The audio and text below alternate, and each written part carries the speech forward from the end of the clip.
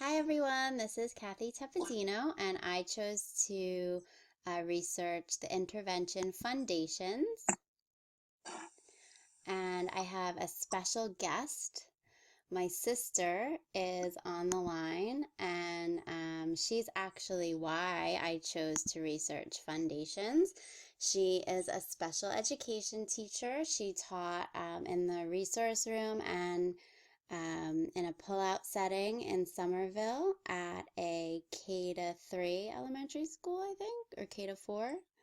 And she's now a reading interventionist at a middle school in Denver. Her husband just got transferred there. So, Kristen, say hello. Hello, everyone. This is Kristen.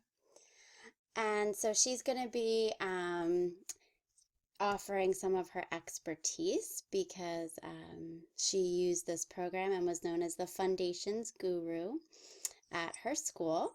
So I also really wanted to find out about foundations because so many school districts throughout the United States and in New Jersey use foundations. I listed just a sampling of them on my PowerPoint. So what is Foundations? Foundations is part of the Wilson Language Program, and it is a multi-sensory, structured, systematic, cumulative, and explicit program with a clear and thoroughly documented research basis. The program focuses on student development by differentiating instruction and actively engaging students in learning. The core components of Foundations it emphasizes phonemic awareness, phonics, high frequency word study, fluency, vocabulary, handwriting, and spelling. It is not intended to be a comprehensive reading program. It is a supplemental program and it should be done in addition to your reading and writing workshop. And Chris, did you want to explain some more of the components a little bit in depth? Sure. So this program is systematic, so it builds on. So what the students learn in Unit 1, Unit 2, so forth. All those concepts build on. So if they're learning about digraphs in Unit 2, you're going to see digraph words in, Unit 4 when you have two-syllable words. So they're constantly getting that review that they need. So it also has some structures. The structures are basically activities that the students learn, and all the structures the same, but all the different skills change. So some of those structures are tapping out. No matter what unit you're in, you're always using that language to tap out words. You're always using the letter boards, so they're manipulating the little vowel and consonant and sound letters. The teacher might dictate a word, and then the student will build it, and then they'll mark it. So that's a very engaging an activity. That's another structure. Skywriting is another structure. So depending on what words you're using for your high frequency words, they're always using the skywriting structure. It really does save time in the lesson because you're not always repeating directions on what they're going to do. They exactly know those structures without having to keep, hearing directions.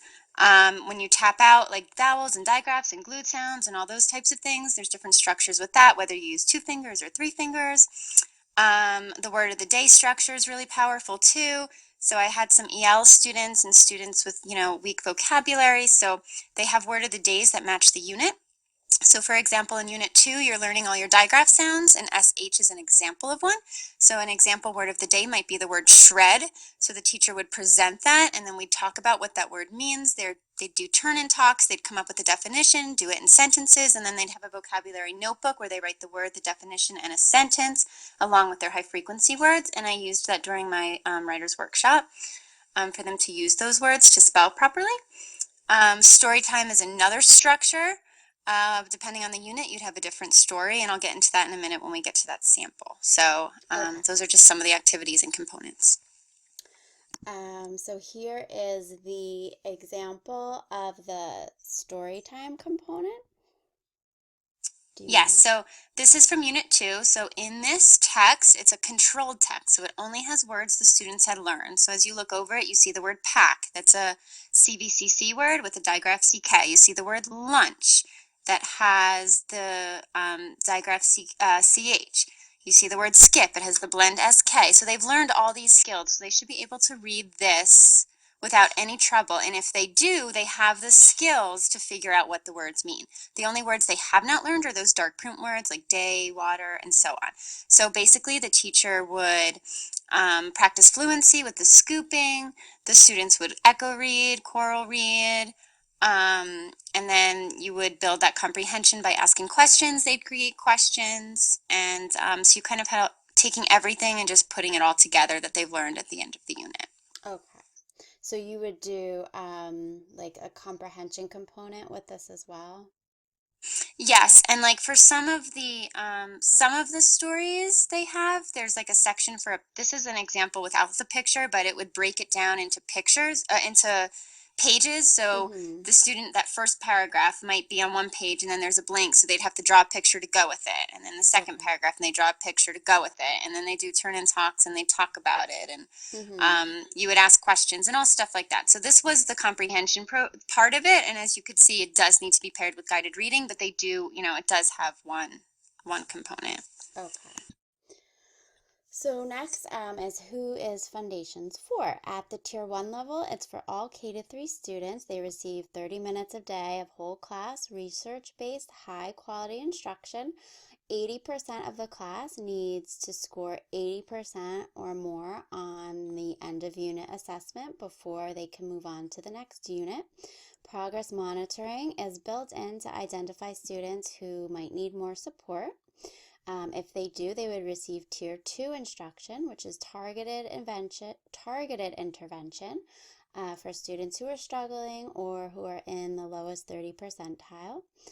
They would receive an additional 30 minutes a day in small groups or one-on-one instruction 3 to 5 times per week, in addition to the standard whole class instruction they receive in their classroom. There should be no more than 6 students per group, and the targeted instruction is usually carried out by a reading interventionist, a reading specialist, or sometimes the classroom teacher. Now, some schools do not have Tier 1 prevention, so some schools just use Foundations for Tier 2 intervention, and if that's the case, then students should receive 30 minutes a week or 30 minutes a day, 5 times a week. And then the Tier 3 is intensive intervention. That is not part of the Foundations, that's part of the Wilson Reading Program. So what does a lesson look like? Chris, do you want to explain this? Because I feel like your explanation will be better than mine. Yeah, sure. So every lesson starts with a drill. Again, that's another structure and activity. At the beginning, the teacher will do the drill. It'll start with the pink and yellow cards at the beginning. Yellow are consonants, pink are vowel, and you will drill the sounds. For example, a, apple, ah, and I would say that using echo owl, pointing to the A, and then I would put echo owl to the class, and they'd repeat a, apple, a, ah, excuse me. So that's how a drill would look like, and as you go through the units, you build sounds. So if you see the example Kathy put, you see that it has the vowels and consonants, it has the digraphs underneath that, the SH, CH, so forth.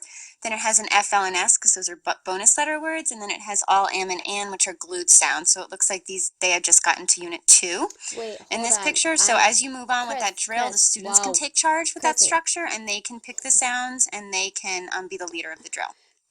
Okay, wait, hold on. I'm on the side with the 2 kids. Oh, I'm on slide 9. Okay, I'm sorry. Yeah. So let's go back to the side with the 2 kids. I'm on what does a lesson look like? Yeah, maybe you changed it because I only have a picture with one student on slide 9. Teacher drill, student drill. Is that? Oh, there should be 2 videos there. That's not coming I up don't. for you? There's another one. I can't. It's not very clear. I see. I think maybe it's a student on a smart board. Is that? Yes. So Okay. you're Yeah. on That's that? what I'm on. Okay, good. Okay, I'm Okay. just checking. Okay. So I just wanna, you said so the teacher does the drill sounds first and then the student does it? Is that correct? Well, you can do it that way. Once I got mid-year, I didn't even drill the sounds. That was the student drop. Okay. So you can do both, but So you're if I'm introducing a gradually, new concept, then I'm gonna do it. But if it's just a review, then I would have the student do it. so you're gradually like releasing the responsibility to them. Absolutely, yes. Okay, so I'm just gonna show like 3-second really quick of the student doing the drill. Go ahead.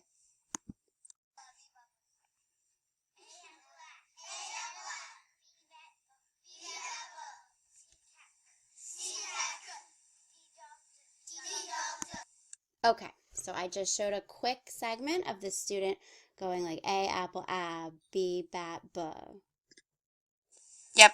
Okay. Okay, and then moving on, introduce new concepts. The teacher would use a big white owl, which is Echo Owl's mommy owl, and that's a signal to the kids that we have a new sound. Okay.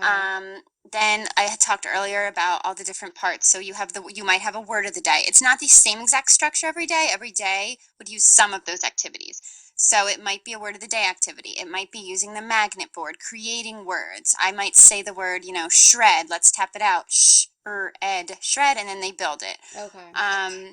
Then you might have the dry erase board where they're writing words on the dry erase board using the Fundations paper, which is really powerful, especially for the K grades because it has like a worm line and a skyline and a grass line, and that tells the students where to kind of like form the letters. So depending on the day, it's different, but it does always start with a drill. Okay. So the next slide is the components, the 6 syllable types. I'm gonna show real quick, just a few seconds of this lady tapping out the words, and then if you want to say something about that. I'm going to do some demonstrations with tapping out words for Fundations. First, we're going to start with digraph. Oh, wait, hold on. Oh God. Okay, sorry. I'm going to do some demonstrations with tapping out words for Fundations. First, we're going to start with digraph. Okay. Digraph has 2 letters but only 1 sound, so it gets 1 tap. Ch, it, chip. Okay, she just tapped chip. She did chip. Yep. Okay. I think it's pretty self-explanatory. There's 6 syllable types. Depending on the syllable type, it teaches you how to tap a word if you're in a guided reading book and you see a word you don't know. So a closed syllable will always be a short vowel, and they learn the rules of a closed syllable, for example. So teaching the 6 syllables is really, really powerful. If you know all of them, you could decode or encode pretty much any word. Okay. So next, I'm going to talk a little bit about the research on the Wilson Language website.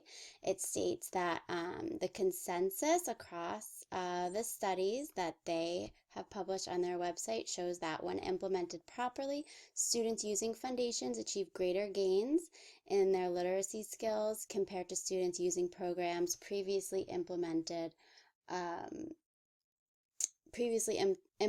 by the schools. So here are some of the research studies that are posted on their website. A lot of the research studies have to do with Wilson Reading or Language Program as a whole and not so much Fundations specifically.